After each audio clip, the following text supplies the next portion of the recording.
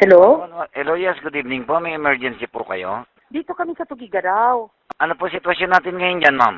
Meron kaming kasama sa office na umiiyak na kasi lumilipad daw yung bubong ng bahay at nagpaparescue. Sige po, may re-relay po natin. Ano po pangalan nila, ma'am? Oo, ako yun.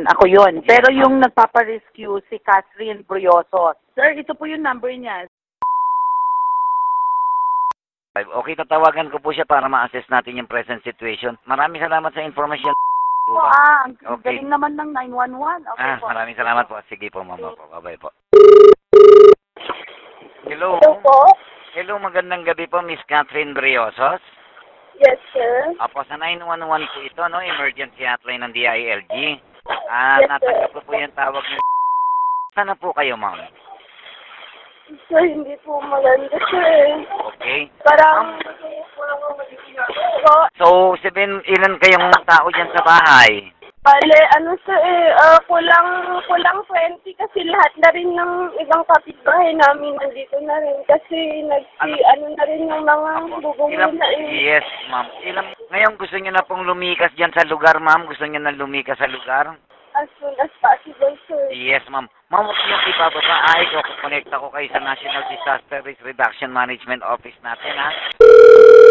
Hello, magandang gabi po. Sa 911 Manila po ito, sir. Yes, good Cagayan PDRRMO.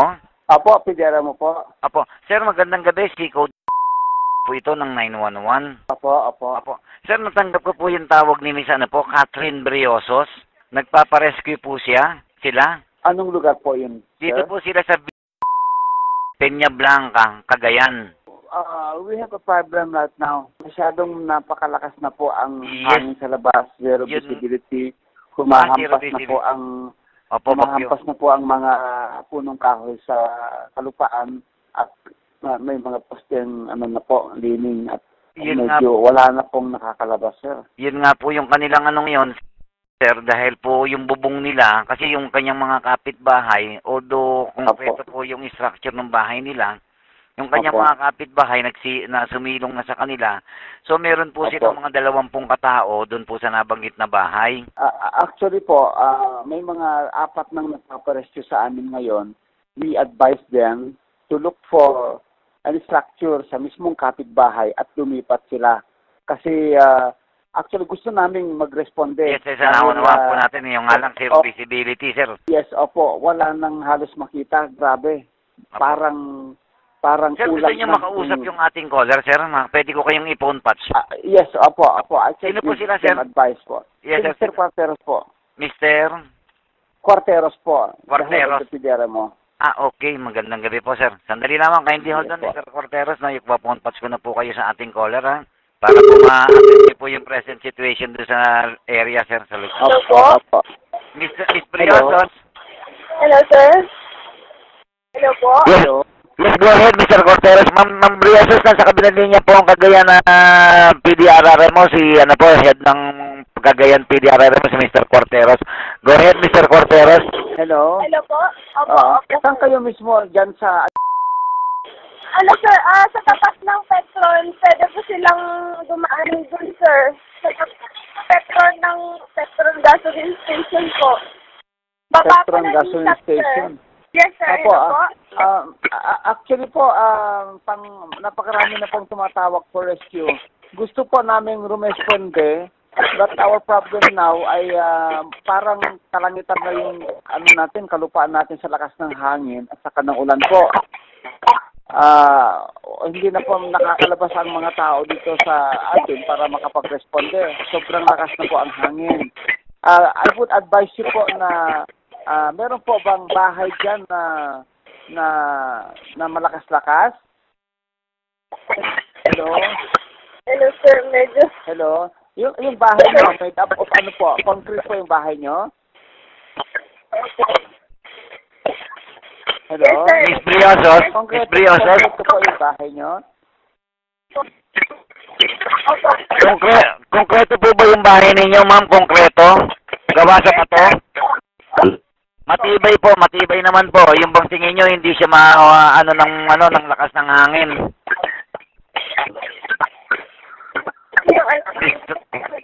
Hindi po siya madadala o matitibag ng malakas na hangin, Malapit na, sir. Malapit pa. Okay.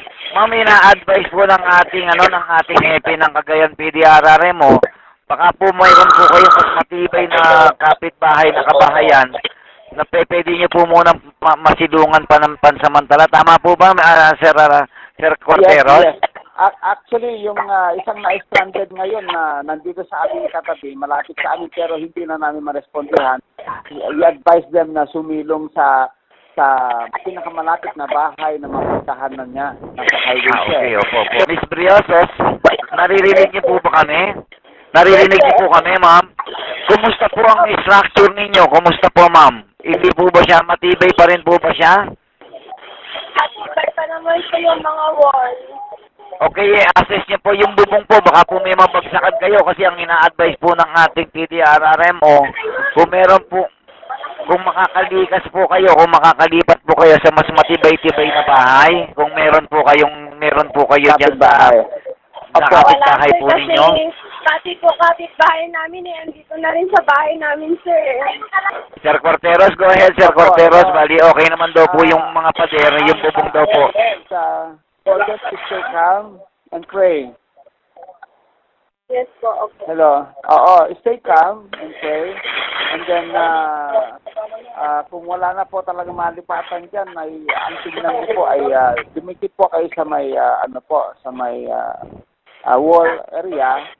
At kung meron kayong mga ma-identify dyan ng mga mesa na matibay-tibay, sumilong po kung sakaling mag-umpisang tumuklap po ang bubong po. Lumayo. Sir, ingatan lamang, Miss Briosos. Yes po, opo. Miss Briosos, karagdagan lamang po, medyo sipat-sipatin niyo po yung itas para po baka mamaya yung mga falling debris po.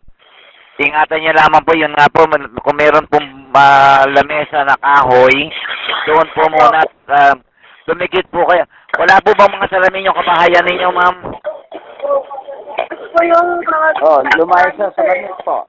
Medyo lumayo po kayo sa mga salamin, baka po kasi kung sakasakali magkaroon po ng mabasag po yan para makaiwas po tayo sa tama ng mga bubog. Yes, sir, sige po. Okay. Tapos yung, sir, di po ba't karagdagan, sir, mas mabuti po kung di sila ditikit sa poste, ma'am, sa poste. Sa poste po, yun po. Poste po.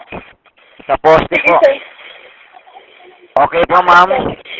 Stay calm po. Stay calm. Apo. Stay calm lamang po, sabi nga po ni Mr. Corteros. Okay na po, ma'am. Okay na po. Okay po, sige po, salamat po. Sir, Mr. Corteros. Yes, apo. Sir, maraming salamat po, sir, sa advice, sir. Yes, apo. Immediately po, pagka humupa ito, lalabas ang ating tropa po. Sige po, sir, kung sakasakali po, na-chat down niyo naman po yung location nila, Miss Briosos. Sir, makisuyo na po, sir, mapapasadahan po para po malaman natin yung naging kondisyon nila after the event, sir. Yes, iikot kaagad ang aming tropa. May malapit na responder doon sa kanila. Kaya Apo, malapit daw po sila sa record doon. Yes, sir. Apo. Okay. Sir, maraming salamat po, sir. Yes po, maraming salamat din po. Sige po, magandang gabi po. Ingat po sana kayo lahat dyan, sir. Miss Briosos, ingat po. Sige po, bye-bye po.